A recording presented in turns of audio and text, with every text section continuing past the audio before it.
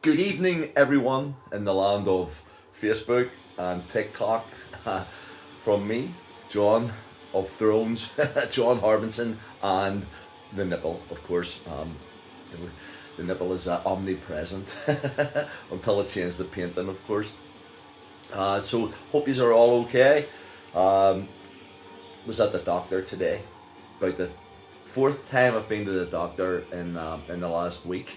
Well, 7 days because it's part last week, part this week, and oh look, don't know if you can see it or not, but I had an operation, so I had to give blood anyway, and today for whatever tests they need to do about liver function and stuff. So I'm not I'm not too sure whether that one's going to come back too well or not, but.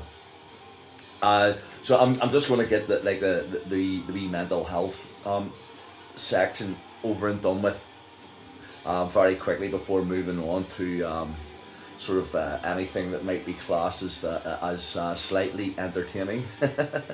But no, so I was at the doctor last week. So my blood pressure's a wee bit high, but they asked me to come back today. So I had to go back today. I had to go back on Friday and then back today again to give the blood in the morning, and then an hour later to go and see the doctor.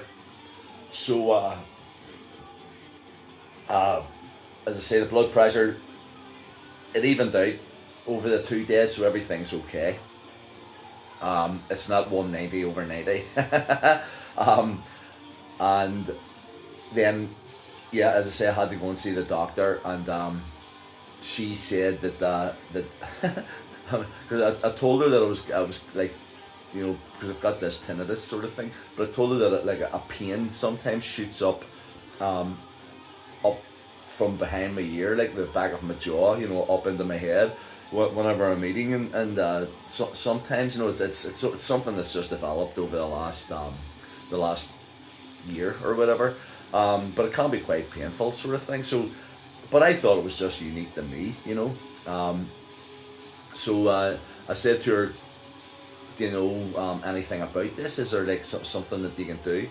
And she said, I had to write it down actually. She said, after a couple of minutes of her doing a bit of research on the on the computer, she said it's something called temporomandibular temporomandibular temporo. It was at first I thought that it was because she was accusing me of having a bad temper, but it's something to do with she felt here and made me do that with my jaws and stuff. So there's a wee part of this jaw here is sort of clicking, and it's an indication that maybe at night, I'm sort of going whenever I'm lying in bed. Now I wonder what the hell would be making me want to grit my teeth. But so that's that. So and yes, from the mental health point of view, I had sort of talked to her last week about how everything was in check with regards to the panic attacks and the anxiety and stuff, and hopefully everybody out there who have suffered from them. It's every case is unique, sort of thing. What works for me may well not work for you. But I certainly did find that a little combination of amitriptyline and sertraline combined really lowered the sort of issues with anxieties, especially, allowing me to sleep better at night and not worrying so much about things, or little things, sort of triggering, crying for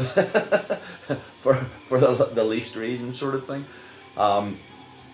Because Lindsay knows, especially like a couple of years ago before I started doing all this, I would have been like pretty much I'm a mess now, but back then I was in bits, and sort of constantly, sort of speaking to her about, if I did this thing, and then it broke down, and and then she would put me back together again, My wee daughter is 100%, not just is she, you know, the love of my life, but she's also like a glue, you know, with me and her, to the extent that, you know, whenever I'm broken, she can fix me again, you know.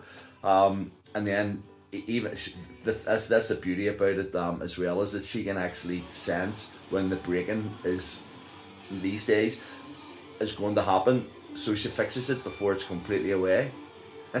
um, and she's brilliant, and I love her so much. And Lindsay, this will be going out tonight, so you'll see it tomorrow. And I was speaking to Cheryl, and the Portavogians, over the last few days. So I am going to Portavogie tomorrow. So this is now out there in the great big world. And if I don't go, everybody's going to hate me. But I'm going to go with JJ, because I get him tomorrow. That's why I arranged it for tomorrow. But this temporomandibular thing or whatever, and then the sort of dealing with things and the anxiety and the but the doctor did turn around and say that she thought that, based on the conversations that we had over the last couple of weeks, that I needed to vary my levels of especially of sertraline. So she upped it another 50 grams, and it has been a real it really has worked, you know. It's the point I'm making is that don't ever be afraid to push to get a doctor's appointment, to go and see the doctor. There's so much you can do on the phone, and there's so much that can be done by email and stuff. But when you're actually sitting down with a doctor, that doctor's reading you, you know. Because as I said, for me to be on like the sertraline in the first place, my doctor told me to come and see her about an issue that she thought that JJ had, you know, or she was letting me think that she was going to talk about JJ and autism and stuff like that, because he has an assessment coming up, and his school wanted it to be pushed further. So I contacted the doctor and said, "Can you get this pushed further any quicker?" And she said, so I spoke to her on the phone for like 30 minutes, and then she said, "Come around and see me in this afternoon." And I'm going, "Oh, okay, brilliant. I'll be able to go to JJ school tomorrow and say, you know, maybe I've got, you know, a wee bit of progress made on JJ's autism." So I went along to the doctor, and I think I might have said this in a different vlog, but if you have seen this, please forgive my repetitiveness. It's just because I was at the doctor today, so it's sort of poignant. The doctor spoke to me for 30 minutes about JJ, and then at the end of it I said, "Well, can you get the assessment, the autism assessment, brought forward a little?" And she said, "No, I can't. There's nothing we can do about that." And I went, "But what about the phone conversation earlier and then this sort of thing?" And she said, "This isn't about JJ. You know, this is about you." And I thought, I mean, it was absolutely brilliant. You know, she had me sitting talking to her for 30 minutes, and she was assessing me without me knowing that I was the one being assessed. So that lowered all my sort of, you know, sort of, so I just opened up, you know, about everything, which, you know, that isn't very difficult for me to do at the best of times anyway. And then at the end of that, that's whenever she said, "No, you actually need to start taking these this medication." And then it was at a certain level, and then today, and it really did work. You know, I mean, honestly, from, you know, like being a sort of a nervous wreck, you know, sort of thing for a while, and not really being in total control of myself all the time, which I like to be.